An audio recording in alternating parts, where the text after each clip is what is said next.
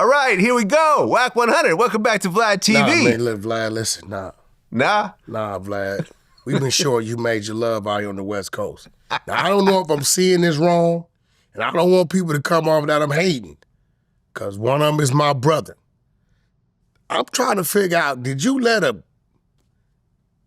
podcast situation fall under the Vlad umbrella? I don't know. Uncle Murder, I see Uncle Murder, I'm seeing things. Well, no.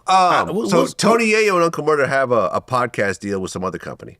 So is it up under the Vlad No. umbrella? I was just No. Okay, because I was going to say, okay, listen, that's cool and all that. Because Murder's my man and Yayo's my guy. Okay. But if you was going to have some East Coast shit fall up under Vlad, we was damn sure going to put together a West Coast duo. That's all I was saying. No, they have their own deal. We did try a podcast with Hassan Campbell, China Brim, and Harlem Legend. Harlem Legend. Thank you for correcting me. So that one came out, did pretty well. Did decent. We'd be down to try it again. Because we got the New York studio that we shoot out there. Gotcha. But if you have some cool podcast ideas for VladTV, let's do it. That sounds like you got something in mind. I mean, listen, I'm open to it. Listen, man. I'm open to it. Other than that, man, there's been a whole lot going on, man. Right. Well, first of all, the homie Boosie got time served. Was he on house arrest all this time? He wasn't on house arrest. I think he had an ankle monitor. Oh, shit. Well, how they give him time served? How did that?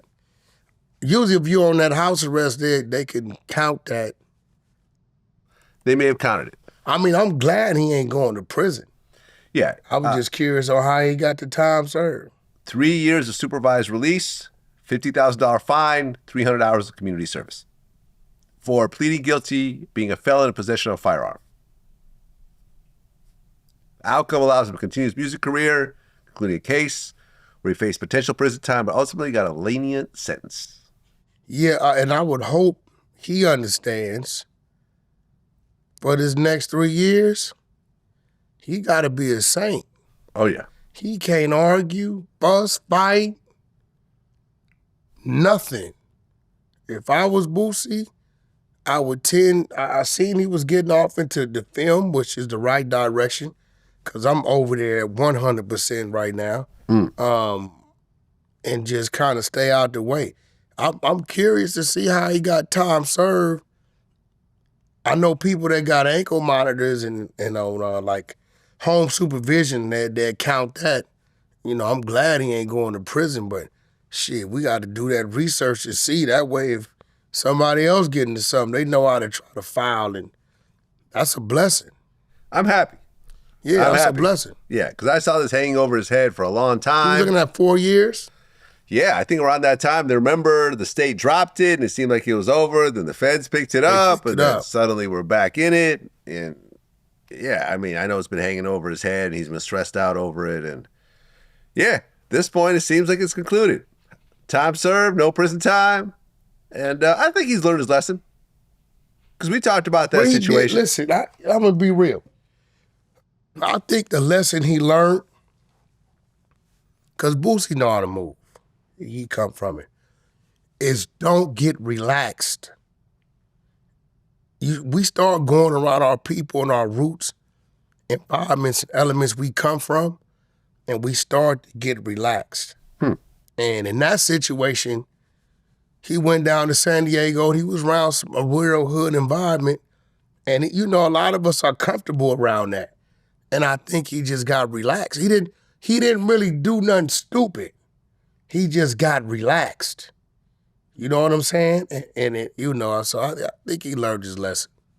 Well, I actually view it a little bit differently. Me and him talked about this on camera. What I think the problem was that in Boosie's mentality, he's trying to grab all the money he can. And sometimes you have to say, nah, I'm going to pass on this because there might be other problems. Wrong. Okay. And we talked about this because, hold on, let me finish. Because in this particular situation, he got paid by some local guys in San Diego to do a verse and then do the video. Okay. He could have showed up to the video and said, you know something? I'm not totally feeling this environment right now. I think this might be potentially unsafe. So you know something? Here's the money back for the video. My bad. Let's call it a day. And I'm going to go back to my hotel and I'm going to chill. So why not in that moment say 10, 15,000 ain't worth a potential risk? Because you don't be thinking like that at the moment, Vlad. You don't be thinking ahead of time at the moment. It's, my show was at 9:10. Landed there, you thinking that's a quick little bag, and you don't know where you be going. Yeah. You just get an address, Vlad, That ain't how that work. A guy like Boosie, I'm gonna keep it real.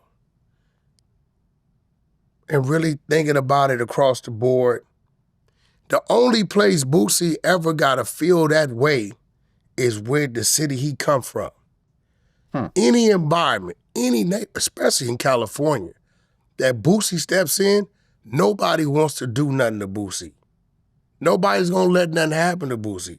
I think he just got comfortable and was walking around like everybody else, and he didn't have to, because if you eliminate the pistol in the small of his back, there's no problem. We found the dude that lined him up. We found him, tracked him down, baited him in the clubhouse, brought him into the clubhouse. He didn't know we had his paperwork. He didn't know we knew it was his phone that was working with the officers. And when he got it in there, we had to remind him, you just got 15 of your homies indicted. Here go your letter to the judge that you didn't want to go to court with him, right? So it was somebody working, and Boosie got to know anywhere he goes like that, it's somebody working. If you eliminate the gun, it's one thing if people came at Boosie and something was happening and he felt he had to defend himself. It was never any of that. Boosie just chose to put that on him. He wouldn't have had that on him. Just because you got a pistol don't mean they can't do nothing to you. You in that jungle. We could agree to disagree on this because me and him have had on-camera but conversations about me and this. You, Vlad. But I'm talking about this ain't Boosie. But we're talking about Boosie right now. But this was before. I think in this particular situation, he felt that I think like one of his security guards couldn't come or whatever else, so he felt a little bit, unsure about the situation. Felt a little more comfortable if he had a gun on him.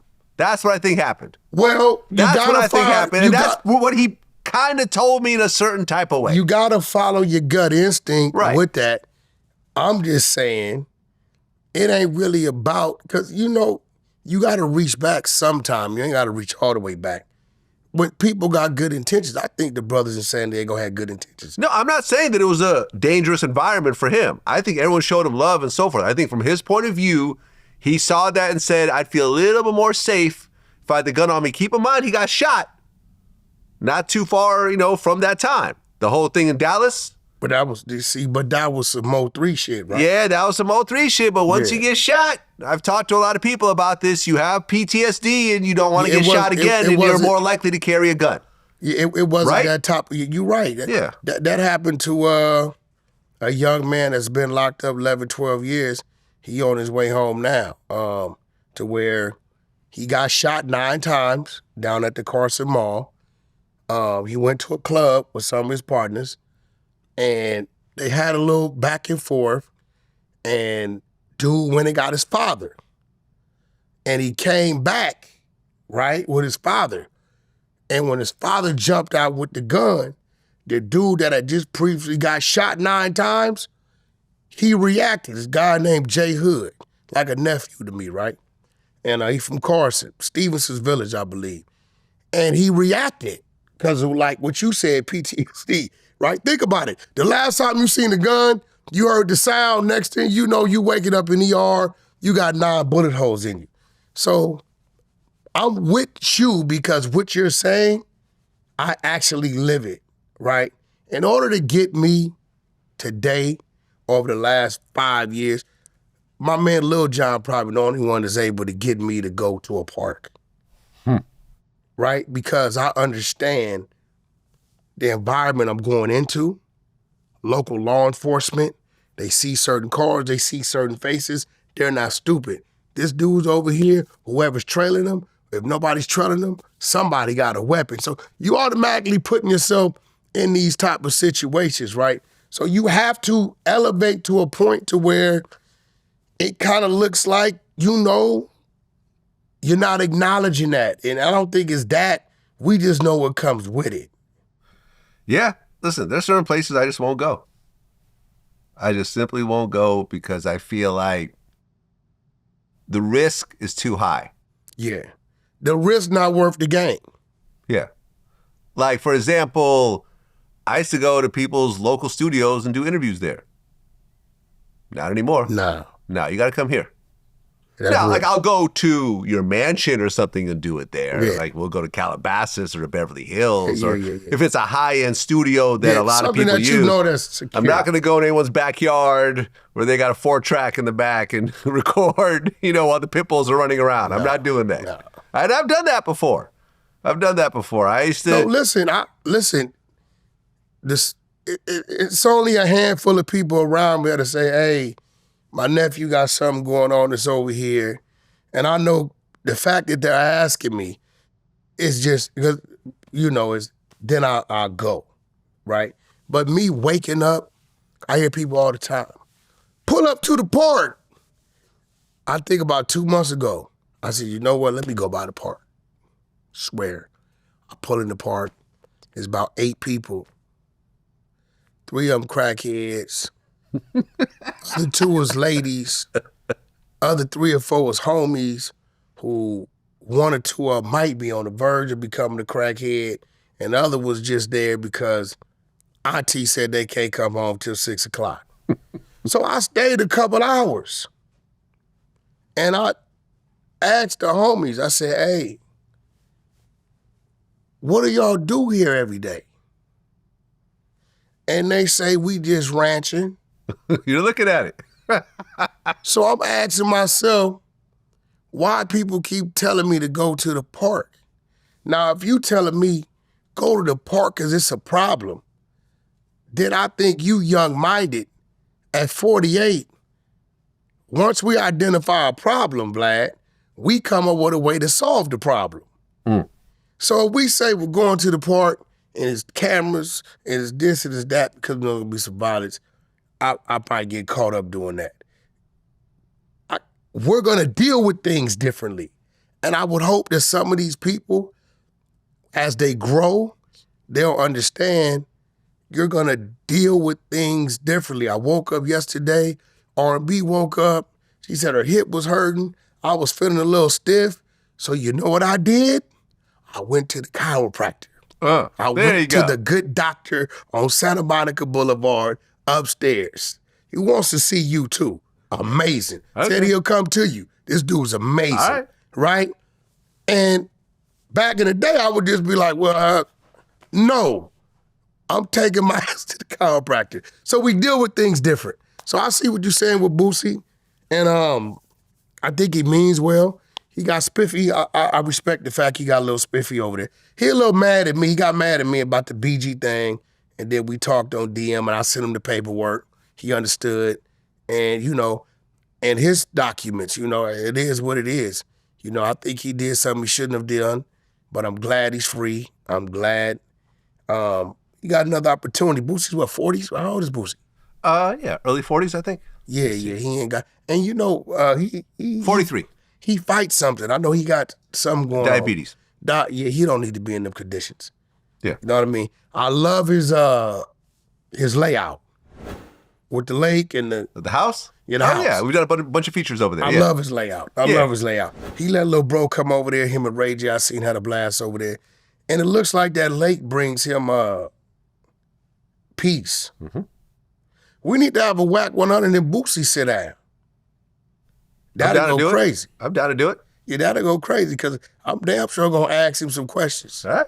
That's bro. He might be mad at me, but we always been good. So that'll be an exclusive.